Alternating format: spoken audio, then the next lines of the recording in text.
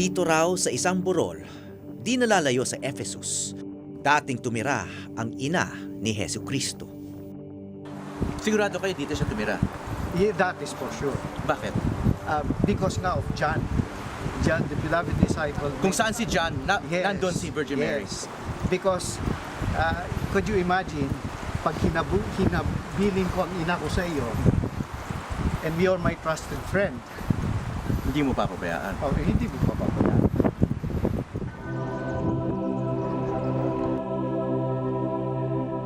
Pinaniniwala ang nandito sa mas lumang bahagi ng Ephesus ang nicho ni San Juan. Pero wala na raw dito ang kanyang labi.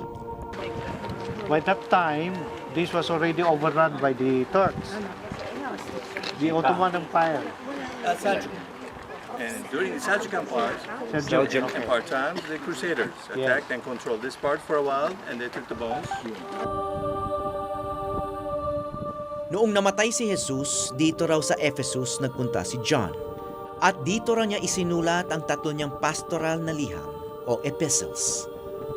Ilang daang taon matapos siya pumanaw, isang basilika ang itinayo rito para sa kanya. Ngunit ilang bahagi na lang nito ang natitira. Baptism was not by pouring, but by immersion. Go down 7 steps.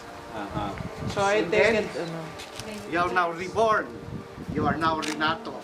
Of course, ilulubog mo yung baby. Of course, iiyak siya. Dapat hindi cold and water. Talagang iiyak. iiyak yung... Pag hindi umiyak, patay. Iiyak. Luloko yun yung father sa paano umiyak. 1 second lang naman eh. Parang paliguan mo eh. Si San Juan ang pinaniniwala ang may akda ng Book of Revelations at isa raw sa pinakamalapit na kaibigan ni Jesus. Kaya naman ayon sa Biblia, kay John the Evangelist inihabili ni Jesus ang kanyang ina.